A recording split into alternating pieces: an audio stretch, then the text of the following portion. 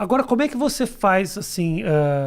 você é uma pessoa, obviamente, posicionada à esquerda, mas em uma causa ou outra você pode discordar um pouco com a posição da esquerda.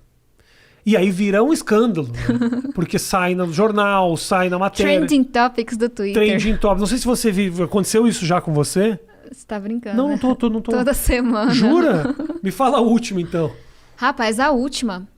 Ah, não, é verdade, eu vi isso. Pô, falando agora, eu não era provocação mentirosa, não. Agora eu me lembrei Não, de que realmente alguém... Quando eu falei que você ia estar aqui, eu recebi um comentário assim, que era uma galera mais esquerda falando, tipo, ela meio que tá onde... Ó, eu não tava mentindo. Não tava mentindo quando eu falei que eu não lembrava. Tá? Eu tenho muitas crises... Enfim, assim, vou falar uma coisa séria e depois menos grave, talvez. É muito foda ser mulher na política. E a gente tem que sempre separar o que é a crítica do que é a violência. Tá. Eu ser xingada de puta e vadia todos os dias, receber ameaça de morte, não é ok. Falarem da minha aparência, da minha vida pessoal, porque discordam do meu posicionamento, não é ok. Então, só quero dizer que eu sempre tô sendo muito dura no que acontece comigo, porque não é ok eu ter que andar com escolta como eu já andei. Uhum. E esse silenciamento, essa coisa agressiva, é com as mulheres, não é com todo mundo.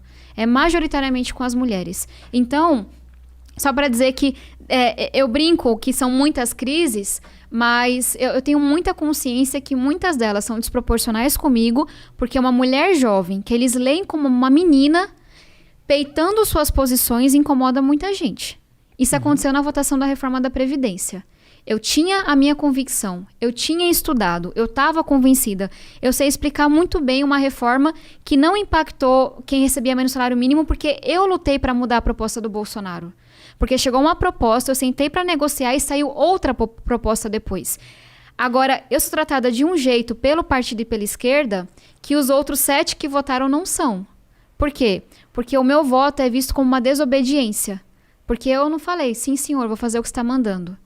Porque eu falei o que todo mundo tinha dito que faria antes, inclusive na campanha do Ciro. Uhum. Então, só para dizer que tem muito machismo nesse meio. Mas dito isso... Deixa eu te interromper, só para a questão da reforma da Previdência. Deve ser muito duro também você entrar numa discussão sendo a favor de algo, isso, ou contra, e essa história vai mudando, né? Você vai mudando... Eu sou a favor dessa reforma da Previdência. Não, mas aí tem aqui, se a gente fizer dessa forma, se mudar isso, se mudar aquilo, se mudar aquilo. Aí você fica taxada como uma pessoa que foi a favor de uma mudança que se transformou. Eu que não sou político, eu fui a favor do marco civil da internet, logo que teve. Uhum. Fui super a favor, porque eu achava que era uma maneira de proteger melhor o conteúdo, que ninguém poderia simplesmente deletar as suas coisas como a granel, como tem sido feita. Aos poucos isso foi mudando, e chegou ao ponto de o governo falar. E se de repente criticarem o governo, será que a gente não pode também tirar do ar? Chegou nesse ponto. E eu fui o cara que foi a favor. Então eu respondi por ser a favor do marco civil da internet até virar outra coisa. E isso é... Enfim, eu nem sou político. Meu business não é esse. O teu é. Mas o que você trouxe é muito importante, assim. Eu venho de um lugar em que esse debate esquerda-direita não importa para as pessoas.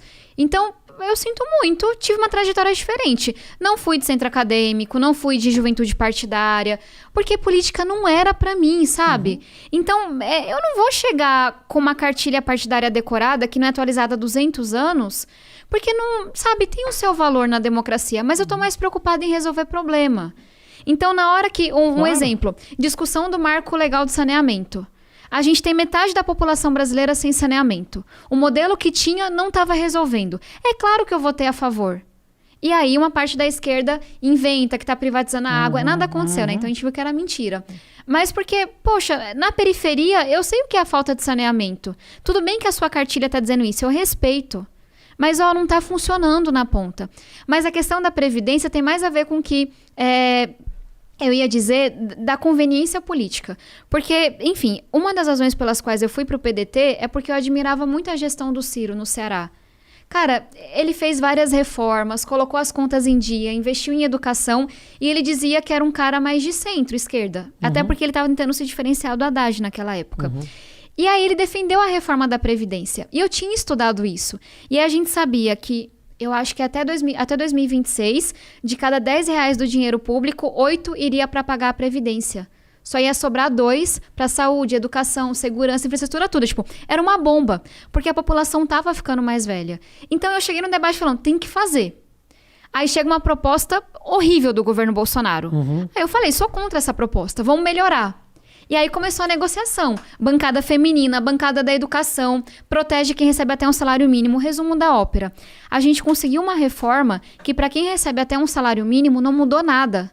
E a alíquota até diminuiu de contribuição. E aí eu falei, cara, dá pra votar isso. É duro com a classe média? É, mas olha, a gente tá acabando com a aposentadoria de político de R$40 mil. A gente tá colocando a regra de idade pra todo mundo que sempre valeu. Pra diarista, pro cobrador de ônibus, pro pedreiro. Mexia no dinheiro dos militares também? A gente não conseguiu. Eu apresentei uma proposta. Mas Deus aí o quê? Céu, atraso de vida. A base do governo. Uma visão absurda. Mas eu apresentei uma outra proposta para a gente igualar a aposentadoria dos militares ao dos outros servidores e pagar o auxílio emergencial. E aí eu comecei a ser odiada pelas filhas pensionistas dos militares. Elas têm uma página contra mim, etc. Ninguém tem coragem de bater no exército, Tabata. Ninguém tem coragem por uma série de motivos. Primeiro porque é difícil, é uma base muito forte. Eles têm essa pecha de eu defendo o país mais do que todo mundo, né? Então assim, fica difícil você bater com alguém que a princípio tá pronto para ir para uma guerra. E segundo, porque estão armados, né? Então assim, e tem influenciadores. Eu conversei com um amigo meu outro dia que deu uma cacetada no exército e eu falei, porra, é isso aí mesmo. Mas eu falei, depois eu mandei uma DM, falei, cara, por que ninguém fala? E a gente começou a conversar sobre isso. É difícil pra caramba, porque daqui a pouco o cara tá batendo na minha porta. O Felipe Neto, outro dia foi a polícia foi bater na porta do cara porque ele fez uma crítica ao governo. Então assim, a gente tá vivendo num momento em que o presidente da República, há um tempo atrás, falou que a ditadura matou pouco. Até que ponto isso pode chegar? Será que um dia eu não posso sair na rua depois que critiquei o exército, tomou um tiro na minha cabeça e parecia que foi um assalto? Então assim, mexe na tua segurança física, mas, cara, é um absurdo, Tabata, que a população brasileira pague filho, neto de militar, para gerações e gerações de pessoas que a gente financia. Eu me lembro quando começou a discussão a respeito da Previdência, a porcentagem do gasto com Previdência que ia para os militares era absurda. E foi isso, assim, a proposta que a gente votou, mais da metade dela é do topo. Que a gente tirou de 40 mil, de quem recebia, sabe, super aposentadorias. Só que tem aquela coisa de discurso ideológico. A esquerda falava, cara, não vão entender que não é a mesma reforma. Porque, ó como que é foda. O pessoal de oposição colocou vários pontos. Se isso aqui mudar, se não mudar, a gente não vota. Tudo a gente conseguiu na negociação. Mas é o que eles falaram, é discurso, é narrativa. E aí já vamos pensar na eleição. Aí na época, o Lula tava na prisão. Ciro queria ir pra esquerda. Não dá pra votar. E aí ele me liga e fala, não consegui falar com o Lupe, você tem que votar contra. Mas e a minha convicção? E as mudanças que eu ajudei a fazer? E eu acho que isso se conecta com outra coisa que você estava falando, que é... E você acabou votando como? E aí eu votei a favor da reforma que a gente tinha feito no Congresso. Tá bom. E aí 1/3 da bancada votou, mas eu fui chamada de traíra. Foi ameaçada, a confusão toda. Mas hoje eu consegui dar justiça para sair do PDT. Porque até o Barroso falou, teve violência política de gênero no que fizeram com a Tabata. Colocaram minha vida em risco por um posicionamento político, de narrativa. E você sabe de onde saíram essas ameaças? Tem ideia? Não precisa falar isso. Eu tenho vários processos correndo. Entendi. Então vamos saber um dia. Perfeito. Espero, né? Mas o que eu ia dizer, qual é a minha maior crítica assim, da sociedade brasileira? A gente é muito corporativista. As pessoas não querem abrir mão de seus privilégios e tem muito privilégio no Brasil. E é importante dizer que isso é da esquerda à direita. Tem muito privilégio nos militares? Tem. No alto escalão. Porque a gente também não pode generalizar. Servidor público não é tudo igual. Professor, policial, enfermeiro é mal remunerado. Agora tem gente que já entra ganhando não sei quantos R$1.000. Que sabe, que é progredido sem uma avaliação. Então, a primeira coisa na minha cabeça é não generaliza. O serviço público é um mundo. As Forças Armadas são outro mundo. Agora tem muito privilégio no alto escalão.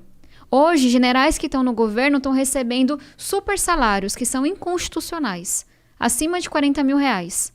E vão dizer que são contra privilégios? Então, tem um problema aí. E eu acho que essa questão da gente ser meio corporativista é na esquerda e na direita. Na direita, quem se diz liberal mas na hora de uma votação na Câmara que vai tirar um subsídio, vai tirar uma coisa do seu setor, é contra. Mas não era liberal? Não era a favor da competição? E gente que é da esquerda e fala, não, sou a favor de trabalhadores, etc. Mas na hora que tem que enfrentar um sindicato do serviço público em prol da população, não enfrenta.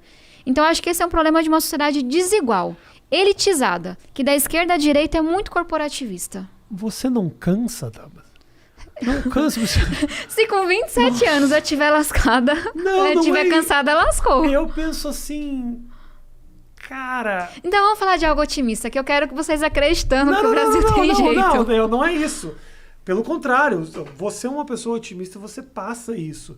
Eu fico me colocando no teu lugar, entendeu?